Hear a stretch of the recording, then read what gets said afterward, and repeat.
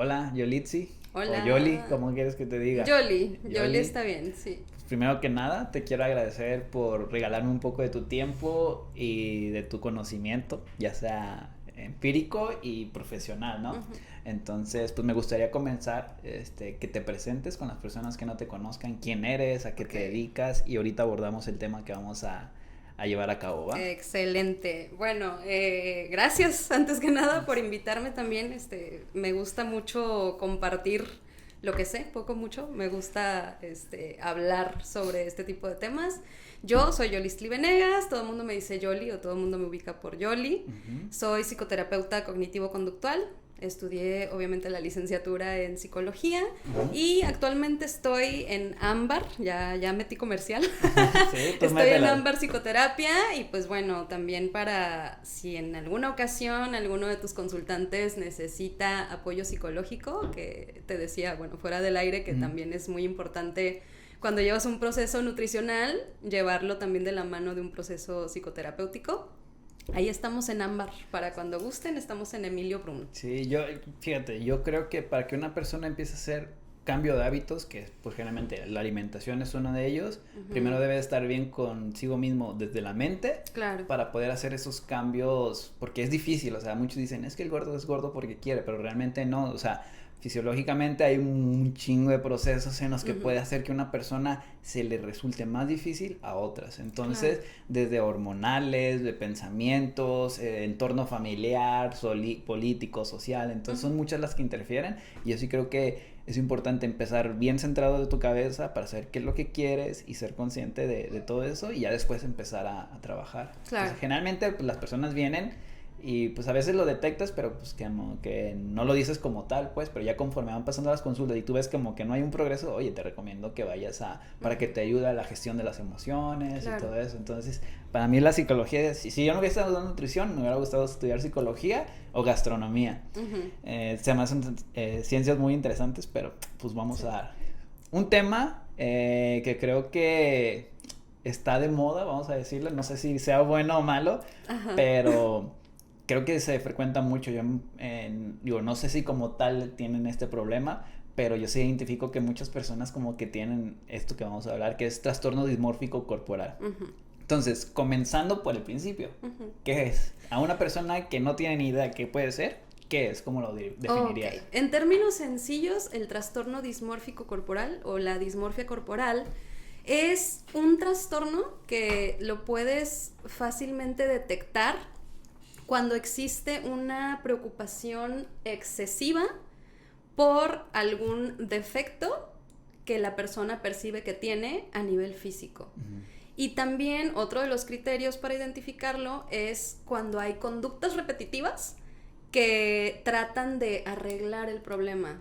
Por ejemplo, pues personas que tienen este tipo de trastornos suelen estar muy pendientes de sí mismas, es decir, mucho chequeo en el espejo, mucho arreglarse la ropa, subirse el pantalón, arreglarse el pelo, cosas que tienen que ver con esta incomodidad que les puede llegar a generar el sentir que son defectuosos, porque en el fondo, digo, yo soy cognitivo-conductual y en el fondo cualquier trastorno tiene muchísimo que ver con la forma en la que estamos pensando. Sí, yo creo que los pensamientos rigen tu forma de ser, ¿no? Sí. O sea, si tú crees en algo, por ejemplo, los terraplanistas, encuentran argumentos y cosas que tienen congruencia y todo, pero, o sea, se clavan tanto en ese tema que a veces, pues, creo que se le llama sesgo de confirmación, que solo lo que creemos lo damos por válido y lo que no creemos lo desechamos. Entonces eso es muy importante porque creo que la mayoría de las personas tenemos este problema. O sea, solo creo lo que está de acuerdo a lo que yo pienso y lo que no, pues tan tontos, lo desechan. O sea, lo desechan. Entonces sí, a veces es importante, yo creo que es importante exponerte a opiniones de otras personas que piensen diferente a ti, pues escuchar. Y ya pues tú sacas tus conclusiones porque cada quien tiene sus argumentos y yo creo que no hay una verdad absoluta. Entonces, es una persona que se preocupa o cree que tiene un defecto a nivel físico. A nivel físico y creo que los demás no perciben más que ellos. Sí, ¿no? Eso también es importante, que probablemente sea una percepción sesgada, como tú dices, ahorita hablamos de sesgo de pensamiento, pero es una visión sesgada porque esas personas efectivamente sienten y piensan y ven y viven su defecto como algo real, como algo 100% real. Cuando muchas veces, como tú dices, o sea, las demás personas o no ponen tanto cuidado en eso o realmente no lo ven como si fuera un defecto muy importante como para darte cuenta a simple vista que está ocurriendo o que está ahí. ¿Qué tipo de defectos son los más comunes en este tipo de trastorno? ¿En qué se fijan más? Híjole, pues es que son muchos. Por lo general, te digo, son cuestiones físicas. Pero te hablaba hace un momento sobre los esfuerzos que hace la persona por arreglar ese defecto. Entonces, los efectos pueden ser desde cosas de autoestima, que tu autoestima se vaya bajando poco a poco, y también tiene que ver con conductas evitativas, es decir, si una persona llega a tomar muchísimo en cuenta el defecto que tiene o lo que esa persona se está viendo, suele evitar vestirse de cierta forma o suele, en el caso de las mujeres, maquillar el defecto, o en casos ya más extremos, pues someterse a procedimientos quirúrgicos que realmente a lo mejor no necesitan o que pueden llegar a ser muy riesgosos. Sí, por ejemplo, también en cuanto a las cirugías estéticas, me he topado de que a veces, por ejemplo, la nariz, tienen como que la nariz, se lo operan y quedan a gusto, pero después salta otro, y así se la van llevando y caen como que en este vicio de estarse operando y operando, y nunca quedan conformes, incluso a veces regresan a una operación que ya se hicieron porque pues ya no les es suficiente como se ven y quieren mejorarla, y luego pues ponen en riesgo su vida, o incluso pues a veces se deforman la cara o el cuerpo, o cosas por el estilo, ¿no? Y eso es algo que también pues se ve muchísimo en las personas que tienen dismorfia corporal, que a lo mejor quitan un defecto, pero buscan otro, o sea, buscan otro en el cual centrarse. Entonces, por eso creo que es importante trabajar, como te decía, a nivel pensamiento. Hay que aprender a flexibilizar los pensamientos. Pero también hay veces que los pensamientos, pues bueno, tú lo sabes, ¿no? A lo mejor también lo has visto con consultantes que tienen como pensamientos muy rígidos acerca de ciertas cosas. Sí. Y que es como bien difícil hacerlos salir como de eso que ellos creen al 100%. Entonces, lo que hace la terapia cognitiva ahí también es precisamente esto, ¿no? Tratar de flexibilizar los pensamientos, tratando de que la persona sea más analítica, pero no en el sentido de que se obsesione con lo que está pensando, sino que cuestione qué tan cierto es lo que está pensando, porque la cabeza de repente nos dice cosas que pues suenan, incluso hasta si tú las piensas bien, dices como de, ¿por qué estoy pensando en esto? O sea, no creo que sea así, pero en el momento y en la mente de una persona, vamos, con ansiedad, que la ansiedad también se presenta en el trastorno dismórfico corporal, en su mente es 100% verdad y está sucediendo y así son las cosas. Entonces es importante que hagamos un alto en ese proceso que lleva este trastorno y las personas empiecen a generar estrategias o alternativas para flexibilizar su pensamiento. Bien, entonces ya vimos qué es. Ahora, signos o síntomas. ¿Cómo podemos identificar que una persona tiene este trastorno? Digo, lo ideal es que vaya con una persona calificada, claro, y pues lo diagnostique de una manera correcta. Claro. Pero, o sea, pues para que una persona diga, ay, creo que yo puedo estar en este trastorno y quiero pedir ayuda, o sea, ¿qué foco, red flags le llaman ahorita? Las red flags. Podemos encontrar en un trastorno dismórfico corporal para que la persona diga, ¿sabes qué? Creo que yo voy a ir con una persona para que me diga si sí o si no. Bien, como tú dices, creo que sí es bien importante esta parte de considerar que un profesional evalúe la situación. Pero creo que lo que me estás preguntando es cómo me puedo dar cuenta de que a lo mejor podría estar cayendo en un trastorno dismórfico corporal. Y como te decía al inicio, el primer síntoma que debemos de tener en cuenta es esa excesiva preocupación por algo en específico de tu cuerpo. Ya cuando empiezas a verte algo y dices, esto no me gusta, y aparte ya te estás sintiendo incómodo, ya evitas ponerte, no sé, si no te gustan por ejemplo tus piernas, ¿no? Empiezas ya no a ponerte shorts, a ponerte cosas más tapadas, más holgadas. ya cuando empiezas a tener como estas conductas compensatorias que van dirigidas a esconder ese defecto, ahí ya podría ser un foco rojo de decir, a lo mejor algo por ahí no anda tan bien. Entonces son esas dos principalmente. Ok, por ejemplo, a mí, no me gustan mis piernas, ¿verdad? Ajá. Entonces, pero yo no hago estas conductas compensatorias, o sea, me sigo poniendo short, me siento como... Ajá. Entonces, ¿puedo entrar o no? No, porque una cosa es que algo de tu cuerpo te disguste. Ajá. Y otra cosa es que algo de tu cuerpo te cause obsesión. Okay. Y ahí es donde entra también en comorbilidad con el trastorno obsesivo compulsivo. ¿Por qué? Porque hay conductas que hay una obsesión por una parte de tu cuerpo y hay conductas dirigidas a esconder esa parte de tu cuerpo, incluso conductas evitativas de decir, es que, por ejemplo, va a haber una albercada y pues entonces yo ya no voy a ir, porque ni modo que entre con pantalón a la alberca, ¿no? Entonces ya cuando estás en ese nivel de decir, no solo no me gusta, sino que me incomoda y estoy dejando de hacer cosas, ya ahí es como un pasito a la dismorfia. Entonces esa es la línea delgada que separa algo no me gusta, que puede ser bastante normal, ya estoy cayendo en un trastorno. Así es, creo ya que cuando te está causando como demasiada incomodidad que ya no puedes hacer tu vida normal, ahí ya es cuando se hace presente un trastorno. Y de hecho eso pasa con cualquier trastorno. Cuando tú te das cuenta que está afectando una o varias áreas de tu vida, ahí ya tienes un trastorno. Creo que esa es la palabra clave en la que yo creo que muchos tenemos cositas de nuestro cuerpo que no nos gustan, pero pues vivimos con ellas y no nos impide hacer cierto tipo de cosas y no hay ningún problema, ¿no? Ok. ¿Qué otras causas pudieran ser síntomas? Me dijiste pues que conductas evitativas sobre una cosa que no te guste de tu cuerpo. ¿Habías mencionado otra? Mencioné pues la preocupación excesiva, por aquí había notado otra que no quería que se me pasara. Tiene que ver mucho con esta parte de compararte o con esta parte de búsqueda de aprobación, que a lo mejor todos la tenemos en cierto grado, pero también cuando ya es demasiada, al grado de que ya no puedes hacer tus cosas sin sentirte que tienes que cuidar esa parte, ya estás cayendo ahí en el trastorno. ¿Y cuánto sería demasiado? Porque, tío, lo malo de la psicología es que no es algo que puedas medir. O no es algo, o sea...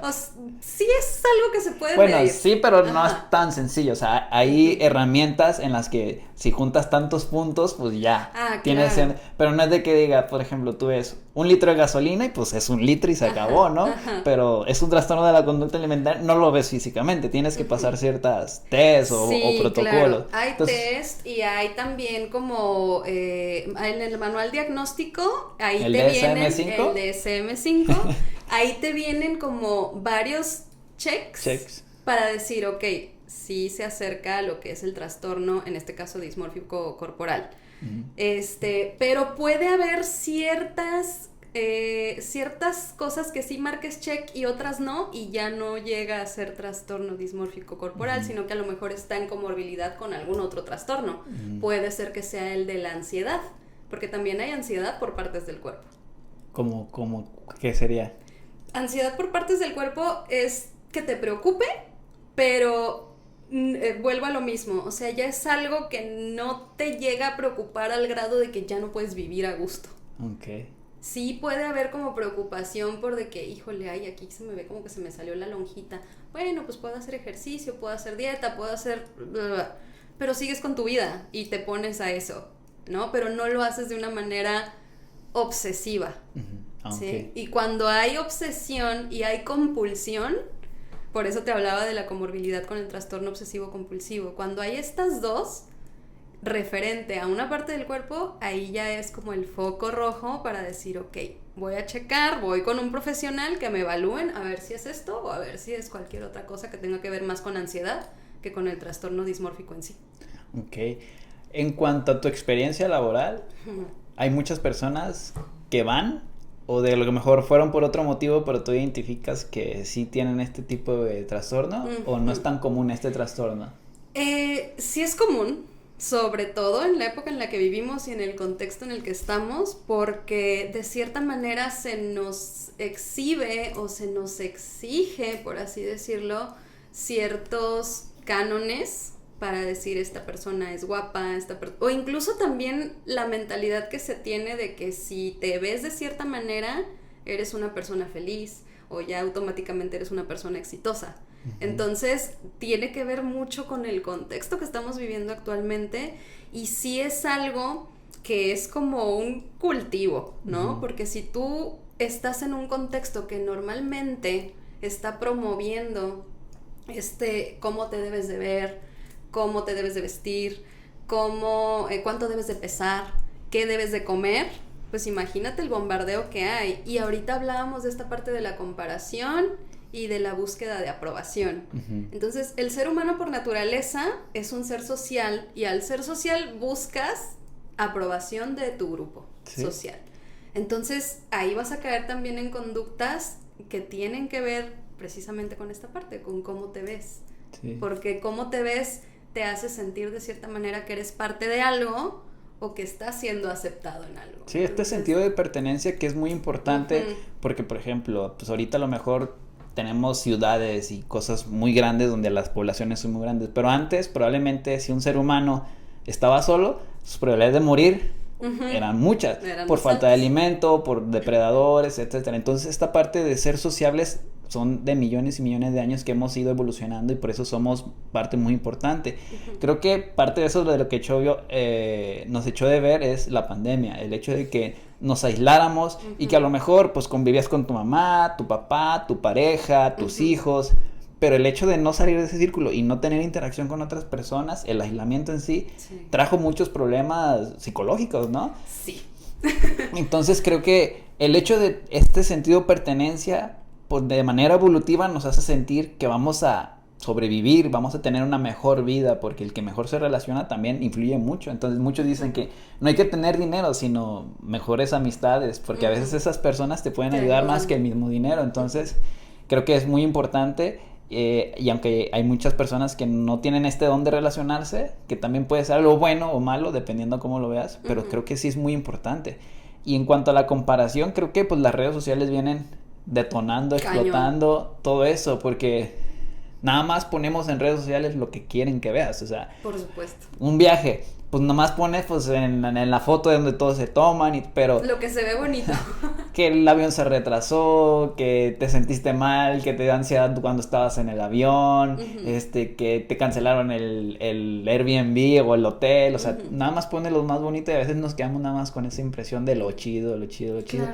Y tú ves tu día a día y dices, pues mi vida es bien aburrida, ¿no? No está tan padre como la de fulanita que anda en París o la de fulanito que anda en Cancún, no sé. Y creo que hasta cierto punto es inevitable compararnos, ¿no? Ya sea laboralmente o físicamente, pero el problema es cuando ya caemos en este problema que me estoy diciendo de comparación donde puede ser excesivo y ya puede convertirse en un problema, ¿no? Claro. Entonces, ¿qué consejos le darías a una persona que se compare constantemente? ¿Cómo podría trabajar ellas para evitarlo? ¿O qué reflexión debería de hacer? Digo, por estos mecanismos. Creo que no es algo que podamos evitar. Sí, estoy de acuerdo. Porque definitivamente estando expuestos a tantos frentes que tenemos que estar cuidando, como lo son las redes sociales, es imposible no compararte. Sin embargo, el cerebro humano siempre busca referencias o siempre busca confirmar algo. Cierto. Entonces, al momento de compararte, lo que puedes hacer es decir, ok, probablemente no estoy en París, no estoy en Cancún, pero tengo un trabajo, o sea, es como centrarte en lo que sí tienes y en las cualidades también como persona que tú tienes. Y eso pasa mucho también con el trastorno dismórfico corporal. Nos centramos tanto en una imagen que de repente es como mi imagen ideal es esta y a lo mejor puedes llegar a esa imagen, pero si no eres consciente de quién eres tú como persona, de qué otras cualidades tienes además de estar paradito o paradita ahí y verte súper bonito, pues no te va a servir de nada. O sea, vas a llegar a eso, pero no te vas a sentir feliz. Y pasa mucho esta parte de, ay, cuando baje tantos kilos voy a ser feliz. Ay, cuando tenga la casa voy a ser feliz. y mientras tanto pues no eres feliz y probablemente cuando llegues ahí, si es que llegas, pues tampoco vas a ser feliz porque no has arreglado lo que traes acá y lo que traes acá. Sí, es súper importante. Creo que a veces estamos pensando que cuando tenga este carro, cuando tenga este trabajo, cuando gane tanto dinero, y realmente no agradecemos por lo que tenemos ahora. Claro. Digo, ese sentido de compararnos es inevitable, pero también creo que somos malos con nosotros mismos, que siempre estamos recalcando las cosas malas. Pero por ejemplo, el tener salud, el tener a tus papás, tener un trabajo, o tener la oportunidad de estudiar, tener que comer hoy, tener un techo. Creo que a veces le dicen la virtud de la gratitud, que cuando haces presente lo que tienes, o sea, obviamente que quieres mejorar y está bien, pero si tú haces primero presente y valoras lo que tienes y después te enfocas en mejorar lo demás, eso como que también te puede ayudar mentalmente, ¿no? Claro, incluso si te centras en lo que tú tienes y ves lo que no tienes no como una carencia, sino como una meta, a lo mejor puedes utilizar lo que sí tienes para llegar a esa meta. Sí, ahora que dicen, haz con lo que tienes, lo que puedes. Lo que puedes. Entonces, por ejemplo, a mí me pasa mucho de que personas quieren tener las mejores cámaras, los mejores micrófonos para empezar a hacer videos o podcasts o reels o lo que quieran, pero pues realmente pues con el celular que tienes pues puedes hacerlo y te puede ir bien y ya después pues vas mejorando, y luego ya después te compras un tripié y ya cuando menos te das cuenta ya tienes un buen equipo, ¿no? Muy bien. Factores de riesgo. ¿Qué pueden detonar esto? Pues lo que te estaba diciendo hace un momento, ¿no? Yo creo que las redes sociales vinieron, sí, a revolucionar la manera en la que nos comunicamos como seres humanos y estamos en contacto unos con otros, pero también sacan a relucir muchísimas cosas mentales y emocionales de todas las personas, como lo es esta parte de la comparación.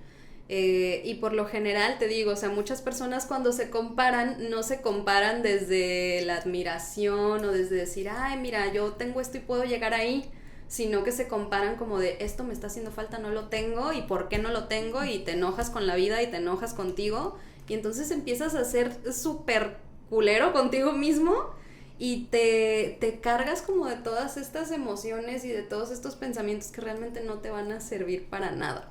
Creo que también hablabas hace un momento de la pandemia.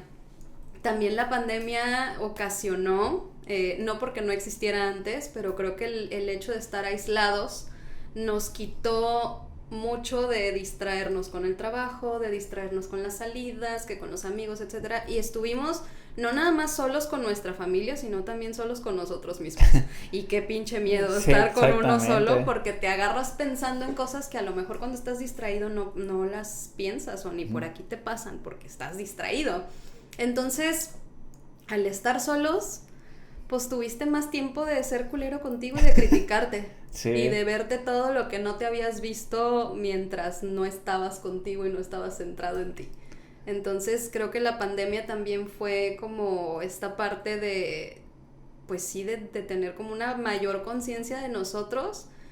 Por un lado, el tener conciencia de nosotros está padre cuando lo enfocas hacia algo positivo, pero si lo enfocas a algo negativo como lo es estarte juzgando y estarte criticando y estarte viendo a ver qué tienes, qué no tienes, etcétera, pues ahí ya también se convierte en un problema. Y ahí sí tuvimos también mucha chamba los profesionales del área de la salud mental. Porque sí te llegaba gente así como de, pues con ansiedad porque no les gustaba estar consigo mismos porque se ponían a pensar un montón de cosas, personas que también fue así como de, es que engordé muchísimo, es que no sé qué, y es que no tengo ganas de hacer nada. Entonces creo que fue un parteaguas también para que todo eso que ya existía, pues que saliera como con más fuerza. Se visibilizara un poquito más, ¿no? Y que la gente fuera más consciente de eso. ¿Qué tipo de problemas cree que sí hay un antes y después en consulta psicológica después de la pandemia? ¿Qué fueron las que se dispararon más? ¿Ansiedad? Los problemas de ansiedad, efectivamente, porque como te digo, o sea, las personas no están acostumbradas a hacer introspección. Entonces las dejas solas y las dejas en un contexto en el que no puedes casi tener contacto con nada ni con nadie, pues ¿qué les queda? Estar metidos en su cabeza. Y yo a mis consultantes casi siempre les digo, o sea, haz que tu cabeza sea tu casa y tú bárrela y tú límpiala y tú tenla bonita, porque es el lugar en el que vives y es el lugar en el que estás, y qué mejor que no sea un mugrero, porque si es un mugrero, pues no vas a estar a gusto. Sí. Entonces es muy importante cuidar la parte de la salud mental. Sí, por ahí sigo a una persona que habla mucho sobre la mental y incluso tiene un podcast que se llama Ciudadela Interior, que se refiere a su mente, donde dice, si tú tienes barreras fuertes mentales, vas a poder afrontar lo que se te ponga enfrente. Entonces te da tips de cómo lidiar con la tristeza, con la pérdida, con un buen de cosas, y se me hace muy interesante cómo lo hace como la Ciudadela Interior, o sea, haciendo que es nuestra ciudad donde nomás nosotros tenemos acceso y nosotros permitimos que dejamos entrar o cómo nos afecta lo que puede llegar a pasar, ¿no? Entonces la importancia de tener esta conciencia plena de nosotros mismos y ser considerados con nosotros, ¿no? Porque a veces nosotros somos los más culeros con nosotros mismos. Totalmente. Y los más, a veces personas que sí te dicen, pero nosotros creo que somos los más duros con nosotros mismos. Sí. ¿Qué tipo de población son más propensos a este tipo de trastornos de dismórfico corporal? Ok, yo creo que todas las personas somos propensas a, o nadie está exento de tener este tipo de trastorno. Sin embargo, este es un trastorno que se empieza a gestar desde la adolescencia temprana, es decir, como de los 12 años en adelante, entre los 12 y los 18 años. Entonces, por el grupo, lo vulnerable que somos a esa edad, yo creo que son los que están como más en peligro. Y vuelvo a lo mismo, más ahorita, porque aquí eso es lo que tienen acceso los chamacos. Ay, la chaviza. La chaviza. La chaviza. Ya siéntese, señora. Sí, ya estoy sentada a gusto platicando. Pero sí es verdad, o sea, es a lo que tienen acceso, a lo que consumen, porque creo que, bueno, tú sabes como nutriólogo que es importante lo que consumes de comida. Pero yo como psicóloga también te digo que es muy importante lo que consumes a nivel de entretenimiento, medios, la gente con la que convives, porque pues te vuelves parte de eso. Entonces, los adolescentes ahorita, pues obviamente su hit es estar en redes sociales, estar en contacto con sus amigos, con sus amigas, pero también con gente que ni son sus amigos ni nada. Y el estar observando todo el tiempo redes o que siguen a sus artistas favoritos, es como de, pues también les pega por ahí el compararse o el decir, ay, es que no me veo tan flaca como fulanita, es que no me veo tan musculoso como sutanito. Y eso también va haciendo poco a poco que estos adolescentes en la adolescencia temprana vayan teniendo conciencia de lo que no son o de lo que carecen. Entonces ahí empieza como este rechazo a mí mismo, y es bien importante porque en esa edad estás afianzando tu autoconcepto. Entonces, si estás afianzando tu autoconcepto a partir de ese contexto en el que te estás comparando, pues ¿qué es lo que vas a tener? Trastorno dismórfico corporal o cualquier otro trastorno que sea que vaya acorde a este tipo de síntomas, como te decía hace rato, ansiedad, trastorno obsesivo compulsivo. Cuando el trastorno dismórfico corporal tiene que ver con sentirte gordo, con sentirte gorda, con sentirte obeso, ahí también hay comorbilidad con los TCA, que son los trastornos de la conducta alimentaria. Entonces muy importante. Es bien complejo, y creo que tú como nutriólogo y yo también como psicoterapeuta, pues sí tenemos que hacer ahí como una alianza cuando hay este tipo de problemáticas, porque sin duda es algo en lo que tienes que orientar a las personas. Sí. Y es algo bien complicado, pero también es bien bonito. O sea, es bien bonito ayudar a que una persona tenga pensamientos más flexibles y que esta flexibilidad les ayude a no sentirse tan mal consigo mismos. Sí. Por ejemplo, eso que hablas que es bien bonito es que cuando yo, en lo personal, cuando tú ayudas a una persona a cumplir sus objetivos de perder grasa, aumentar masa muscular, mejorar sus hábitos de vida, cuando viene y te platica, no, pues es que ya voy al baño más seguido y eso me tiene súper contento, estoy menos inflamado, le recorrí un hoyito al cinturón, subo las escaleras y ya no me agito, me siento mejor, más cómodo con la ropa. O sea, cuando tú ves que las personas te refieren eso, o sea, más allá de, pues obviamente te pagan un servicio, pero también te da una gratitud, una satisfacción saber que las personas las estás ayudando. Y es parte de la gratificación de tu trabajo, ¿no? Claro. O sea, ver cómo van evolucionando y cómo los vas viendo. Que claro, también hay personas que no les va bien y no progresan mucho, pero pues no se rinden, y hay otras que nomás vienen una vez y ya no vuelven a venir. Sí. Entonces, digo, está todo este parte bueno y malo, pero, o sea, si cuando tú una persona ves que va progresando y está a gusto y le ves la cara y todo, o sea, se siente gratificante, ¿no? Claro. Entonces, grupo de edad de 12 a 18 años son como que los más vulnerables, pero yo estoy de acuerdo que cualquier persona.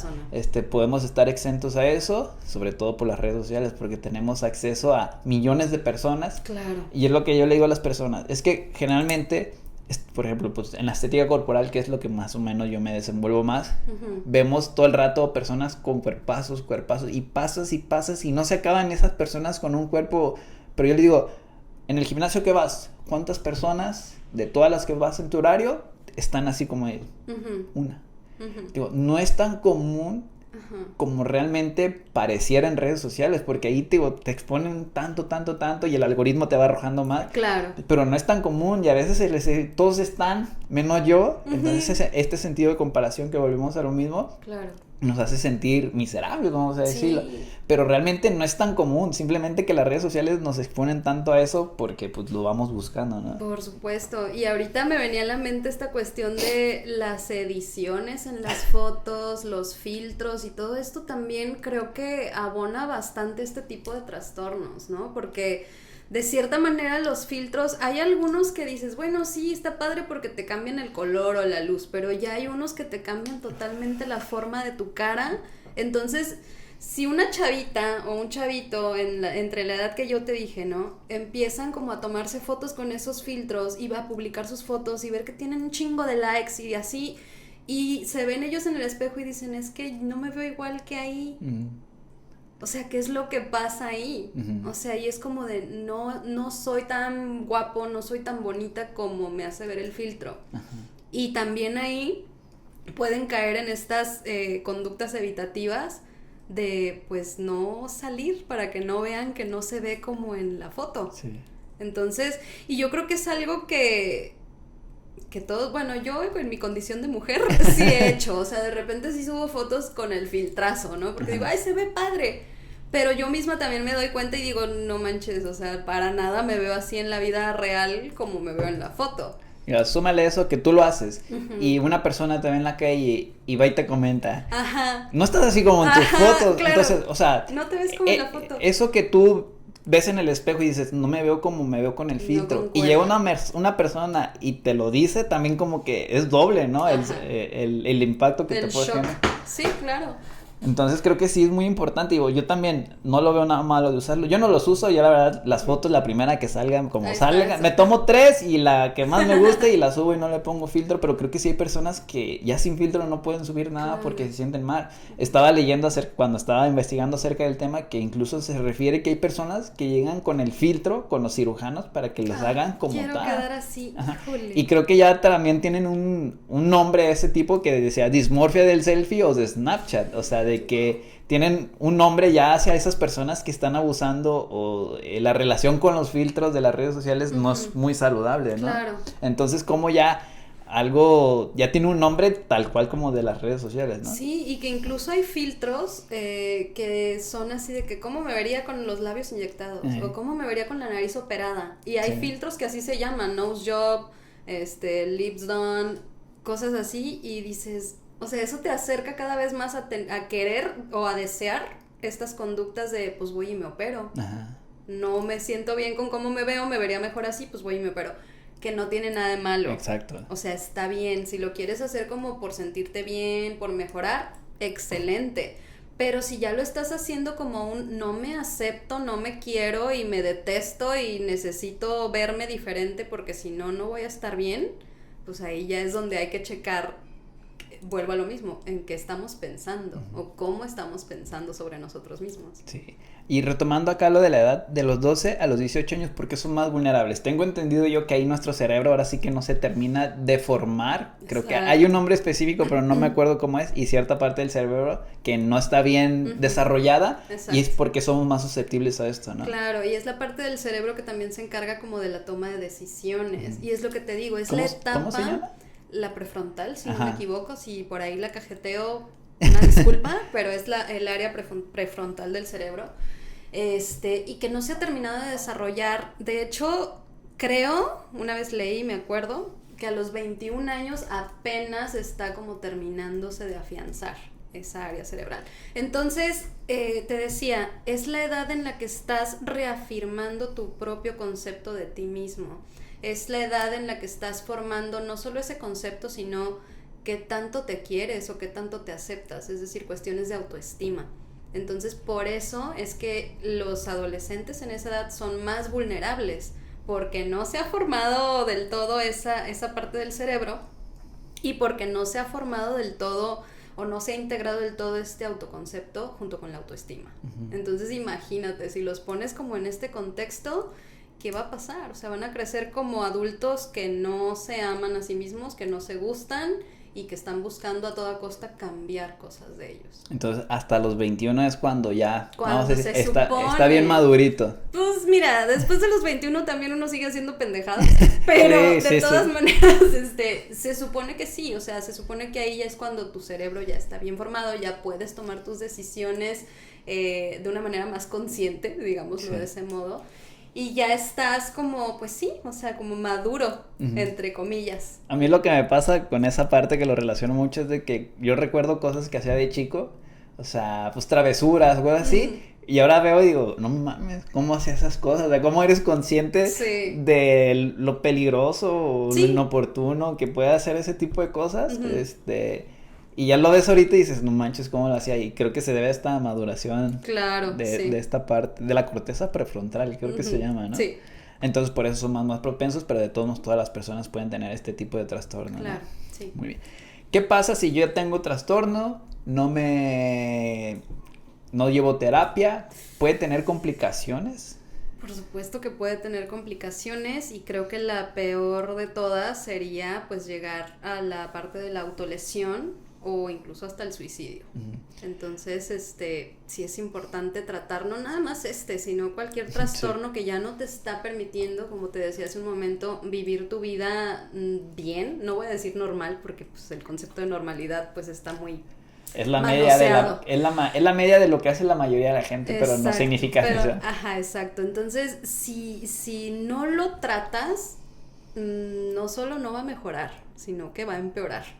Entonces sí es necesario, si tú te estás dando cuenta que estás teniendo algunas complicaciones que no te están permitiendo sentirte bien, que no estás cómodo, que no te permiten vivir, que ya dejaste de hacer ciertas cosas que antes hacías y te gustaban y ahorita ya no las haces, pues ahí es como una manera de decir, ok, necesito ayuda. Esa es como que lo primario y ya después puedes ir desencadenando a autolesionarte y el suicidio. Claro. Y caer, por ende, en depresión, ¿no? Por supuesto. Y de hecho, la depresión es como también una secuela, por así decirlo, de esta constante preocupación por el cuerpo, de esta constante comparación.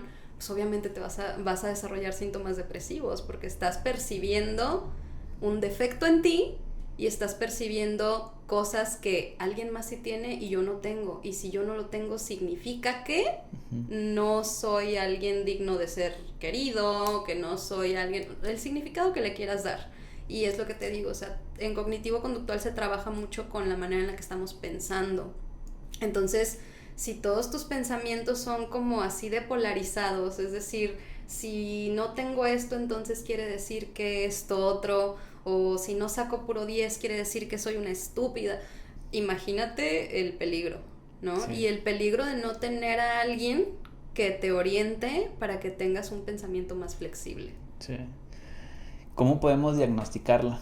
O sea, tú como psicóloga llega una persona, ¿sabes qué? Creo que es trastorno. ¿Cuál sería el procedimiento que lleva la persona para llegar al ¿sabes qué? Tienes esto. Uh-huh. Se lo dices como tal, no le dices nada, digo, porque cada psicólogo tiene diferentes maneras. Sí. Porque muchos dicen, es que yo no los etiqueto, y hay unos que sí los etiquetan, uh-huh. Entonces que porque si los etiquetan, se ponen esa etiqueta y es que compran. tengo, y de ahí no lo sacas, y volvemos a esta desflexibilidad del pensamiento, ¿no? Uh-huh. ¿Cómo sería el proceso para yo, Ray, ¿sabes qué? Vi el podcast y vengo a consulta porque creo que puedo tener trastorno, porque ya no me pongo shorts, porque mis pantorrillas están pequeñas o lo que sea. ¿Cuál sería lo que tendrías que hacer conmigo? Mira, lo que yo suelo hacer y lo que muchos psicoterapeutas hacemos no es en sí como diagnosticar. Obviamente sí vamos a ver qué criterios estás cumpliendo del DSM por lo general.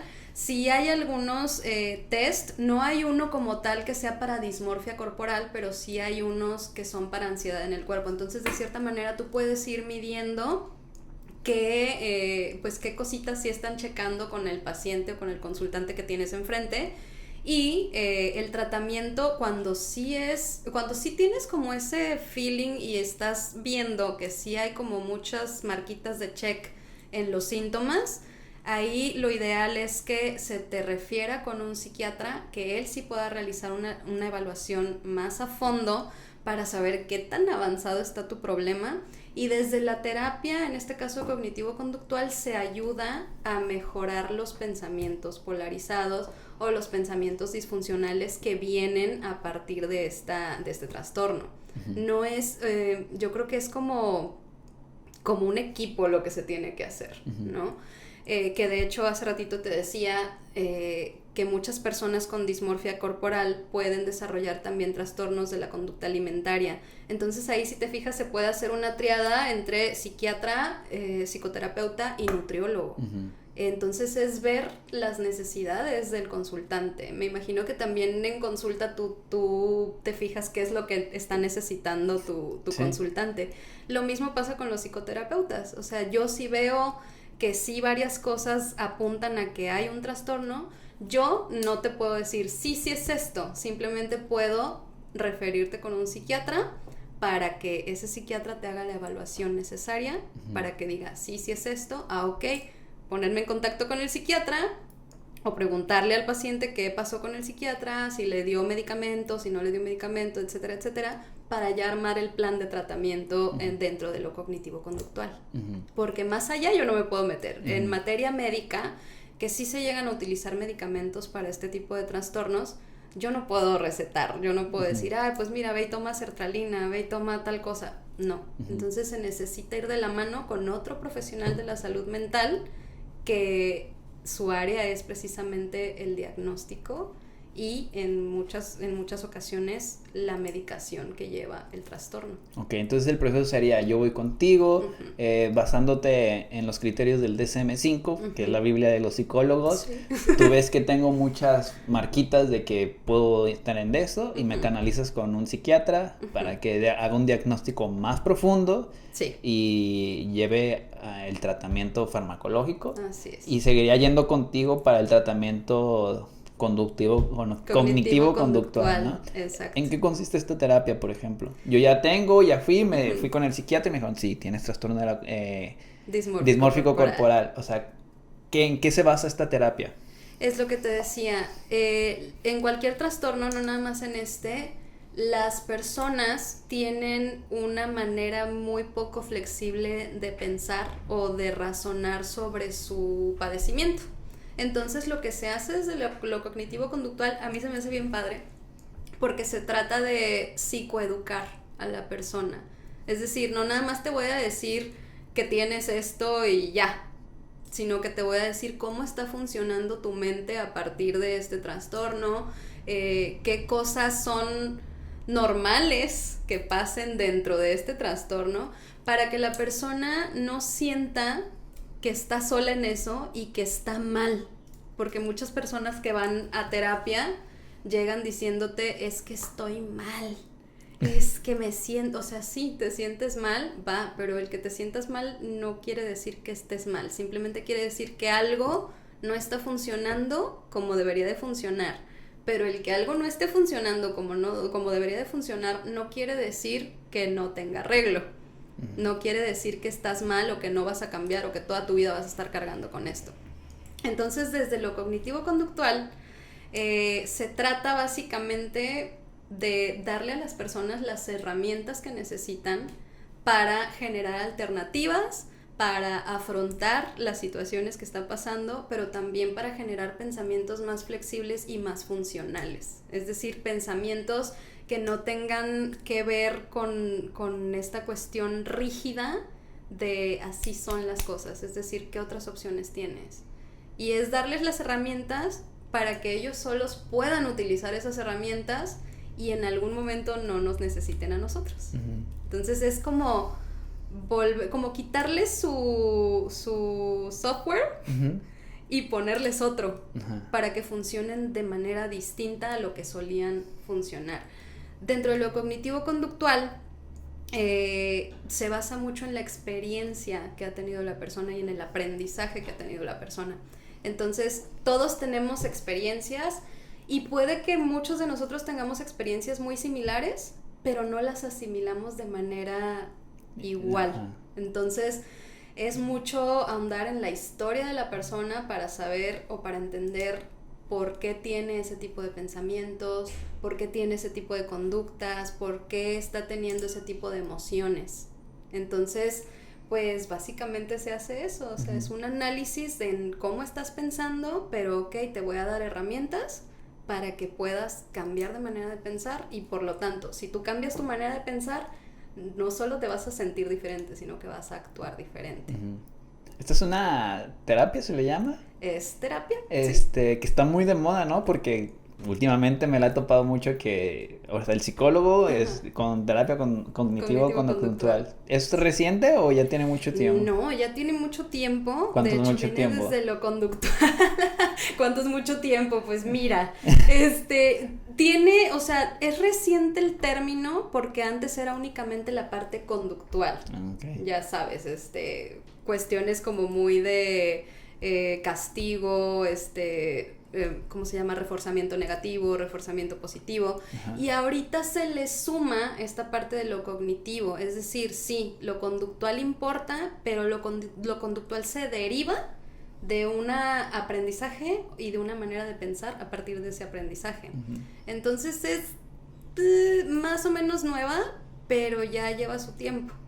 No sé si has leído a Aaron Beck, no. que es el fundador de estas dos, que es cognitivo y conductual. Entonces, sí se está utilizando mucho y se está utilizando mucho precisamente porque es donde se ven resultados. Uh-huh. Si tú... El principio básico de lo conductual es conducta que se refuerza, permanece. Okay. Conducta que no se refuerza, se extingue. Uh-huh. Así de fácil. Y me imagino que lo puedes ver también al momento de atender a tus pacientes con las dietas o con cuestiones así de que bajan de peso. Uh-huh. Y entonces dicen, mira, si me está sirviendo, voy a seguir con este menú, con ¿cómo se llama? Se me fue la plan de alimentación. El plan de alimentación. Entonces, ese es el principio básico. Uh-huh. Pero si a eso tú le agregas el tomar en cuenta la experiencia de la persona, pues haces como que una alianza más fuerte y entonces la alianza terapéutica funciona porque empiezas a ver los resultados y porque te das cuenta que, no voy a decir que es en muy poco tiempo, pero sí se lleva menos tiempo el ver resultados en cognitivo-conductual que, por ejemplo, en psicoterapia, que se lleva, pues el psicoanálisis se lleva años y años y años. Uh-huh.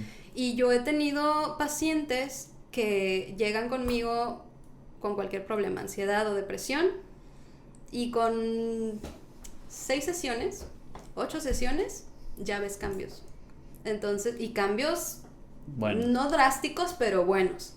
Entonces, ha funcionado por eso, porque es una manera más rápida y se trabaja por objetivos, uh-huh. que yo creo que también a ti, sí. Tú trabajas por objetivos. Sí. Entonces, no porque yo sea cognitivo-conductual, ni pues sí, porque yo lo sea, a mí me parece que es como una manera más fácil de hacerle entender a la persona qué problema está enfrentando, pero también de decirle, ok, tienes estas opciones ante esta problemática, o a que genere o que gestione él mismo sus propias opciones, y el hecho de que ellos vayan viendo que tienen más opciones a la única que contemplaban, ya es como de, ok, o sea, no estoy solo en esto, tengo opciones, puedo hacer esto, y empiezan como a ganar esa confianza en sí mismos de que pueden hacer las cosas.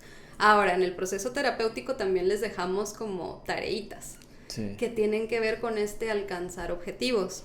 Y alcanzar objetivos va a ser como una manera de probarles a ellos que con las herramientas que les estamos dando, ellos mismos las pueden usar solos y pueden hacer frente a las cosas ellos solos. Pero ya me desvié de lo que es el No, pero está súper interesante. Pero sí básicamente se sigue la misma línea. O sea, tú trabajas con ellos, primero, psicoeducando. Es decir, lo que te está pasando es esto, esto y esto y esto. En tu cerebro funciona así, así, así. Seguramente tienes y esta conducta. Y ellos mismos te van diciendo, sí soy. Sí soy. Como, sí. Incluso así como si fuera un meme, sí soy. Y ya que lo van entendiendo de esa manera, ya lo ven no como un estoy mal, sino como un me está pasando algo y estoy entendiendo lo que me está pasando. Y no quiere decir que se vaya a quedar así toda la vida. Sí. Y es lo padre de lo cognitivo-conductual, que aprendes como dentro de la terapia a flexibilizar ese pensamiento y a desaprender y aprender maneras nuevas de hacer las cosas.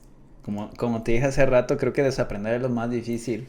Es muy difícil. Quitarte ciertas creencias y poner nuevas que a veces van en contradicción parcial o totalmente lo que crees, como que es como si te dicen 1 más 1 es 2 toda tu vida y de repente te dicen que es 3. Caray, pues ¿cómo? O sea, como que esta resistencia que tenemos, pero pues si tienes esa flexibilidad a aprender más, pues tienes muchas que ganar porque te actualizas y todo este rollo, ¿no? ¿Cuál es tu opinión acerca de los medicamentos? Me dices que se pueden utilizar algunos, que tú no estás capacitada para prescribirlos, pero ¿tú crees que es una parte importante del tratamiento de o cualquier otro trastorno o enfermedad mental? Por supuesto que sí. O sea, yo siempre he dicho que el medicamento en cualquier trastorno viene siendo como si tú te fracturaras una pierna y necesitaras muletas. ¿Sí? Ese medicamento van a ser tus muletas y tú vas a estar con tus muletas en lo que tu pie no lo puedes apoyar, ¿sí? Obviamente vas a estar yendo a terapia física, a que ahí poco a poquito vayas moviendo el pie, y esa terapia física es más o menos lo que hace el tratamiento psicoterapéutico, en conjunto con la medicación, que son tus muletas. Va a llegar un punto en el que ya estás haciendo como todo ese ejercicio con tu piecito, ya soldó el hueso, ya está bien, ya puedes apoyar y vas a soltar las muletas en algún momento. Entonces, en cualquier padecimiento, no se puede únicamente contar con que la psicoterapia va a hacer todo el trabajo. ¿Por qué? Porque existen ciertos trastornos o ciertos problemas emocionales y mentales que ya no pueden o ya no dependen de la persona.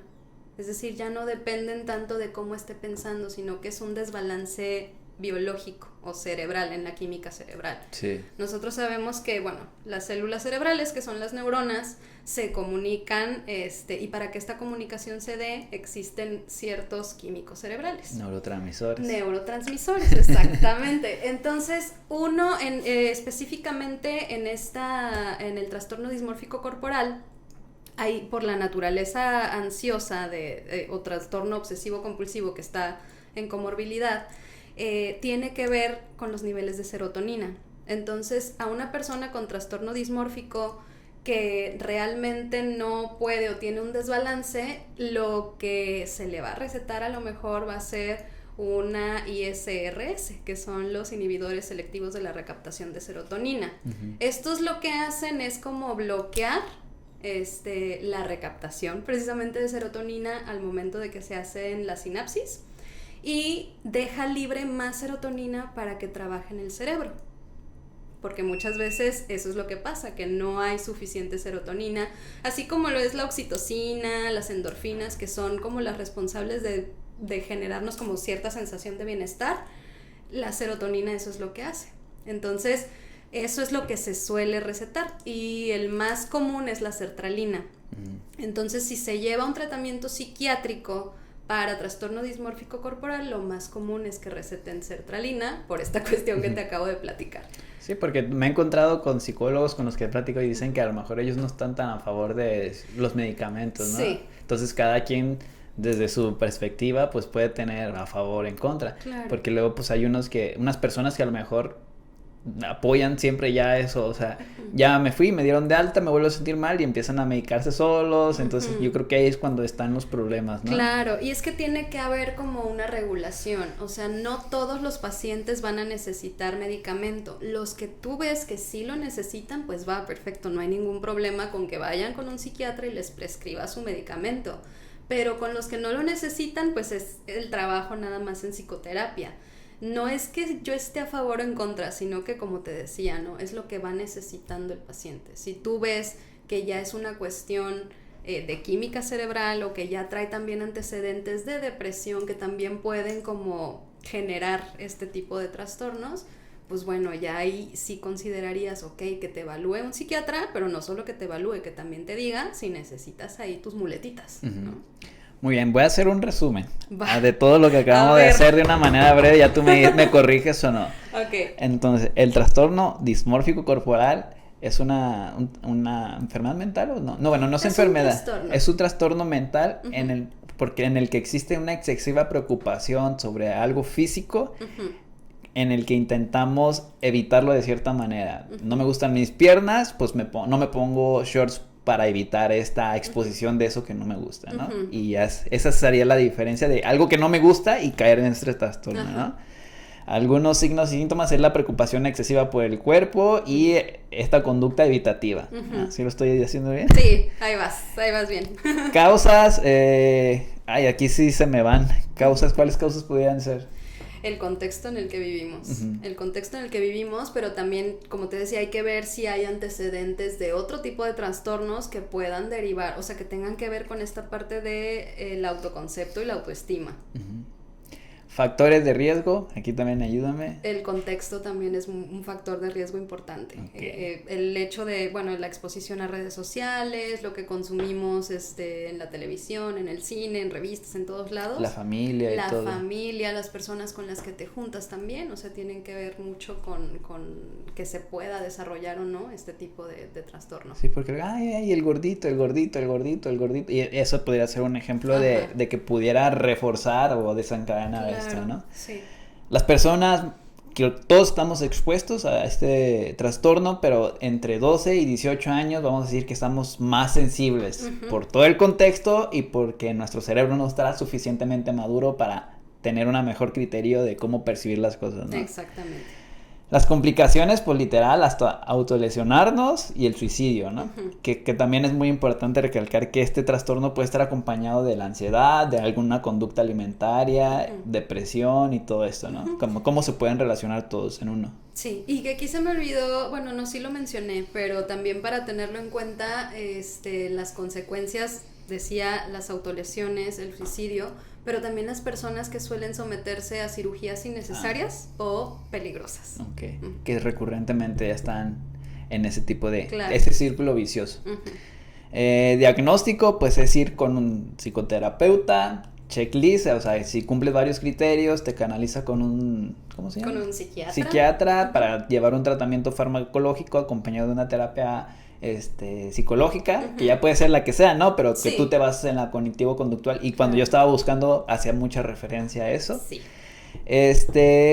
Y ya, ¿no? Algo que se me haya escapado o un punto que no hayamos tocado acerca de todo esto, que tengas ahí anotado. Creo que no, y creo que... ¿Hice un buen resumen? Sí, ahí va, sí. De hecho es todo, nada más sería como, pues las recomendaciones, ¿no? Obviamente... Yo recomendaría que se acerquen estas personas a un profesional de la salud mental, 100% recomendable, y que busquen un estilo de vida saludable, que busquen informarse sobre lo que están pasando, que busquen, pues bueno, asistir con profesionales para que estos les den estrategias de afrontamiento y volvemos al mismo punto, flexibilizar el tipo de pensamiento que es muy común en este tipo de trastornos. Y una pregunta, ¿cómo podría evitar o prevenirlo? ¿Se puede o no se puede? O sea, ¿qué herramientas pudieras darles de manera general? Yo sé que cada caso es una adecuación normal, pero como en general, ¿qué pudiera hacer yo? O sea, yo no tengo ningún problema, pero para evitar, porque pues apenas abrí mi Instagram y estoy siendo bombardeado por todo esto, ¿qué me recomendarías a mí? Ok, pues principalmente que traten de desarrollar como esta capacidad de autoanálisis, es decir, que estén bien centrados en lo que son, y que estén bien centrados en que lo que consumimos en redes sociales principalmente no es 100% verdadero, ¿no? Entonces, no dejarnos llevar por estos pensamientos o por estas comparaciones y, por supuesto, lo vuelvo a decir y siempre lo voy a repetir, tratar de tener la mayor estabilidad emocional y mental, pero de la mano de profesionales del área. Yo creo que es muy importante porque muchas personas me preguntan, ¿cuándo puedo darme cuenta que debo de ir a terapia? Y yo digo, es que no te debes de esperar a sentir que tienes que ir a terapia, aunque no tengas realmente un problema en sí que digas, yo quiero tratar esto porque ya no me deja vivir. Yo creo que todo mundo debería de asistir a terapia. ¿Por qué? Porque estando en un proceso terapéutico te enseñan precisamente a pensar diferente. Y si tú piensas diferente, te vas a sentir diferente y vas a actuar diferente y vas a tener el criterio para saber elegir lo que es bueno para ti y lo que no es bueno para ti. Así de sencillo. ¿Tú crees que todas las personas deberían ir a terapia alguna vez? Por supuesto. No nada más cuando tienen alguna problemática, porque creo que también el contexto en el que vivimos nos hace estar como demasiado ocupados como para ocuparnos de nuestra casa, de nuestras emociones y de nuestro cerebro y de nuestra cabecita. ¿Y no crees que hay personas que puedan nunca tener ningún tipo de problemas mentales, trastornos y todo eso, y que nunca vayan y vivan plenamente? Mira, que nunca vayan y vivan plenamente, yo creo que no, pero puede ser que sean personas que sí tengan, o sea, lo que tienes que tener sí o sí es como esta capacidad analítica de ti mismo.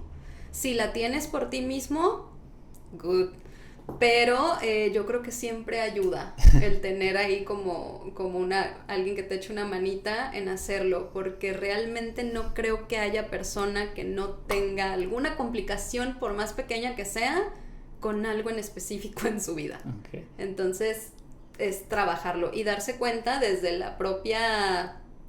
propio análisis qué es lo que te está fallando, con qué no te sientes a gusto en tu vida, qué cuestiones te gustaría hacer diferente o qué pensamientos te están trayendo malestar. Uh-huh. Si nos vamos a esa parte, yo creo que todas las personas tenemos pensamientos que nos causan malestar. Okay. Una pregunta que me surgió ahorita. Yo soy papá, tengo un hijo en este rango de edad. Uh-huh. ¿Cómo pudiera yo percibir o intuir que mi hijo puede tener este tipo de cosas? O sea, él no me dice nada, uh-huh, pero yo viéndolo, ¿hay alguna manera en la que pueda decir, ¿sabes qué? No estoy seguro, él lo sabe mejor que nadie, uh-huh, pero lo voy a llevar a terapia? Uh-huh. ¿Qué pudieran darse cuenta ellos? Pues yo creo que es que mira, en esa edad también es una edad en la que todo el mundo quiere estarse arreglando y viéndose bien, porque es la edad en la que estás conociendo personas, en la que tu círculo de amigos se vuelve importante, o en el que ya quieres que conocer a una chava o conocer a un chico, y son comportamientos que tú vas a observar que son normales en un adolescente, o sea, que se estén checando, que se vean bien, ¿no? Pero yo creo que aquí lo más importante es que como padre te intereses en acercarte a tu hijo y no nada más a través de lo que tú ves, sino preguntarle. Pero no preguntarle directamente así de, oye, no te gusta. ¿Tienes un trastorno de la conducta alimentaria? Sí, o sea, no, simplemente preguntarle, oye, ¿cómo te sientes con esto? Oye, yo veo que te pones mucho estos pantalones, okay, ¿te gustan? ¿Cómo te sientes? Si les preguntas, yo estoy segura que vas a encontrar ahí un montón de cosas, tanto buenas como poder detectar a tiempo que no solo que les estén teniendo un trastorno dismórfico o que haya una TCA, sino que si hay por ahí ansiedad, si hay depresión, si hay algún otro tipo de trastorno. Entonces, hablar siempre sirve, acercarte a ellos, comunicarte con ellos, y no irte nada más por lo que estás viendo. Okay. Entonces, la comunicación y la relación que formes, que sea buena, genuina y transparente, ¿no? Uh-huh. Digo, cada quien tiene sus cosas que a lo mejor no quiere compartir, pero claro, sí es importante para que un padre se pueda llegar a dar cuenta. Uh-huh. Y eso aplica para todos los enfermedades mentales y todo, ¿no? Uh-huh. Muy bien, pues pasemos a algunas preguntas que me dejaron aquí por Facebook. Ok. De una manera rápida y concisa. Yo sé que es difícil a veces. Sí, porque te dan cuerda y no te callas. Es difícil hacerlo porque pues a veces te Sí. preguntan, oye, esta dieta es mala. Bueno, pues depende, bla, bla, bla. Entonces, en la psicología me imagino que pasa igual. Sí. Empecemos. Ok. ¿Cómo se trata? Ya lo hablamos, pero de una manera Ya. resumida. ¿Cómo se trata la ansiedad? La ansiedad, el trastorno El de... trastorno dismórfico Ajá. corporal. Ok, si tú empiezas a notar que hay preocupación excesiva por cierta parte de tu cuerpo, que es una cosa que la percibes como defecto, ahí ya es tu foco rojo. Otro foco rojo a agregar, lo repito, es cuando ya estás teniendo conductas para evitar que los demás vean eso en ti. O, bueno, ya hablamos de verse recurrentemente en el espejo, arreglarse, hasta las cirugías, etcétera. Entonces, si tú estás percibiendo eso, vas directamente con un profesional de la salud mental. Inicialmente puede ser un psicoterapeuta, y ese psicoterapeuta te va a dar las claves para saber si sí va por ahí o si no va por ahí. En caso de que este checklist sea como que positivo. que tengas muchas casitas con tu palomita, es referir a un psiquiatra. Y ese psiquiatra va a evaluarte más a fondo para saber si el trastorno dismórfico corporal existe en su totalidad y si hay que sumar medicamento o no. Y ya lo demás es como lo expliqué, la psicoterapia acompañada por psiquiatría. Ok. Pasemos aquí a la otra. ¿Cómo ayudar a una persona con dismorfia? Yo tengo a mi hermano y yo veo que evita, pues esto, me das varios checklists de los que tú me dices. ¿Cómo yo puedo ayudarlo a él? Porque, pues, o sea, yo puedo llevarlo, pero si él no quiere, pues no va a tener esta adherencia. ¿Qué podría hacer yo para ayudar a mi hermano? Pues ahí sería reforzar las cuestiones positivas y también validar cómo se siente, porque el hecho de que también a una persona con dismorfia corporal no le va a ayudar para nada que tú le digas, ay, estás loco, ni se nota que tienes la pierna flaca, o no, o sea, estás mal. Si les dices que están mal, menos van a querer abrirse. Okay. Entonces aquí la cuestión es como de, ok, ¿y en sí qué te molesta de eso? ¿Por qué te sientes incómodo con esto otro? Mira, ¿qué crees que podamos hacer? ¿O cómo te puedo ayudar? Si tú te acercas a la persona a preguntarle y no a juzgarla, la persona pues va a estar abierta a escuchar lo que tengas que decirle. Y ahí es cuestión como de reforzar las cuestiones que sí tiene. Okay. O decirle, ok, mira, si no te gustan tus piernas, pues se puede hacer esto y se puede hacer lo otro, pero, o sea, validando lo que siente, pero también de cierta manera no apoyando al 100% de que es algo así de importante. Obviamente es importante para esa persona y no le vas a decir que no es tan importante, pero sí hacerle ver que puede, o sea, que es algo que puede cambiar y que no necesita preocuparse tantísimo por eso. Ok. Creo que aquí respondiste la que sigue, pero vamos a hacerlo otra vez. Si mi novia sufre de eso, de trastorno... ¿Qué? Se me va el nombre. Dismórfico corporal. Dismorfia corporal. Ajá. Si mi novia sufre de trastorno dismórfico corporal, ¿qué comentarios no debo hacer? Bueno, pues empezando por críticas que vayan directamente hacia su apariencia o su cuerpo. Esos comentarios definitivamente no. Y yo creo que no es nada más no decir ese tipo de comentarios a personas con dismorfia corporal, sino no decirlos en absoluto a ninguna persona, porque puede ocasionar precisamente que sea una preocupación agregada. Sí, o sea, que tú le digas, ay, como que te veo una lonjita por aquí, y a lo mejor esa persona ni siquiera le había pasado por aquí que se le veía una lonjita, y a partir de que le dices, pues ya está preocupada por la lonjita. Entonces, no es nada más que no decir, sino también que no hacer, ¿no? Porque de repente puede ser que salgan a cenar y el chavo así de que, no, pues me traes una hamburguesa y no sé qué, y tú, mi amor, una ensaladita, ¿no? Ah, ok. Bueno, entonces es cuidar no nada más lo que dices, sino también lo que haces. Ok. Y acá la última, que dice, ¿a quién le creo? ¿A lo que veo en el espejo o a lo que me dice la gente? Porque imagínate. A ninguno. Esta persona, por ejemplo, dice, no, pues mis brazos no me gustan.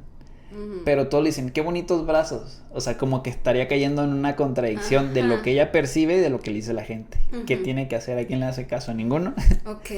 A ninguno, ¿y qué tiene que hacer? Es que está súper complicado porque aquí la cuestión, diría yo, es hacerte caso a ti mismo. Pero si tienes dismorfia corporal, no es el consejo adecuado hacerte caso a ti mismo porque estás viendo un defecto donde a lo mejor no existe un defecto. Entonces aquí es trabajar constantemente contigo mismo y cuestionarte por qué te causa tanta molestia específicamente esa parte de tu cuerpo.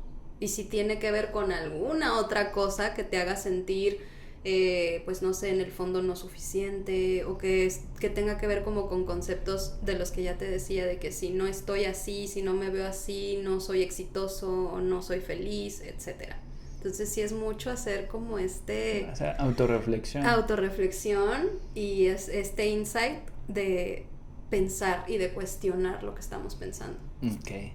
Bueno, pues son todas las que me dejaron por ahí. Ok. ¿Algo más que agregar sobre el tema?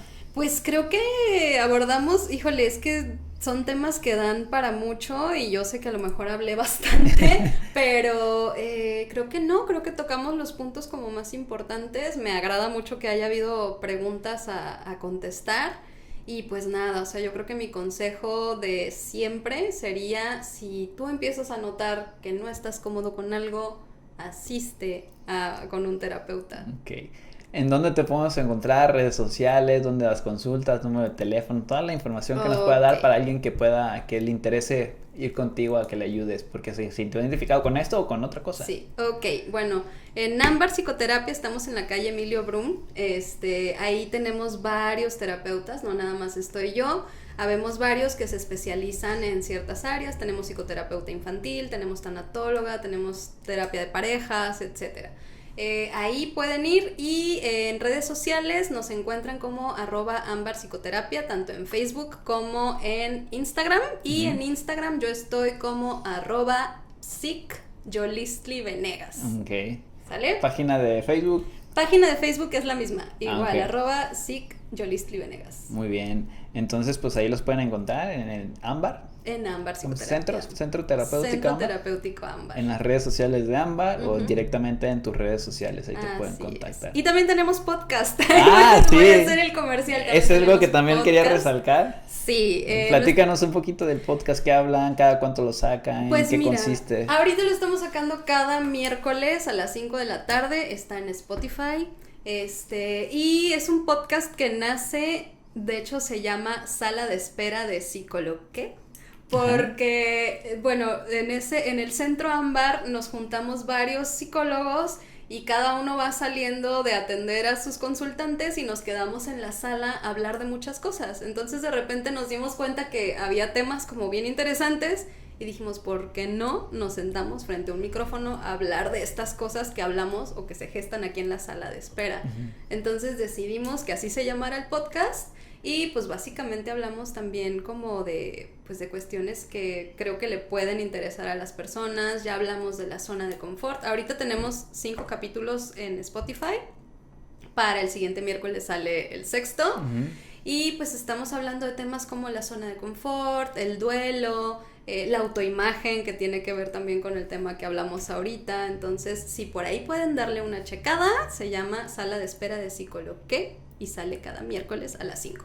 Entonces también ahí tienen otro podcast más de Colima, que a mí me gusta mucho saber cuando personas generan contenido así de Colima, porque pues creo que hay mucho potencial aquí, pero pues a veces no nos visibilizamos mucho. Sí. Muy bien, pues muchas gracias por tu tiempo. No, gracias a ti. Aprendí mucho, ahí te hice un resumen, ya puedo aprender un poquito más, y gracias por compartir con nosotros todo esto que sabes, y esperemos que algunas personas se brinquen a su podcast, pues para que también a lo mejor algún tema de ahí les sirva para identificarse y ir a comenzar a asistir, o darse cuenta de ciertas cosas en alguna persona que conoce, ¿no? Que es parte de lo que hacemos. Claro. Muy bien, pues sin nada más por agregar, pues nos vemos en la próxima y muchas gracias. Muchas gracias, Ray. Hasta luego.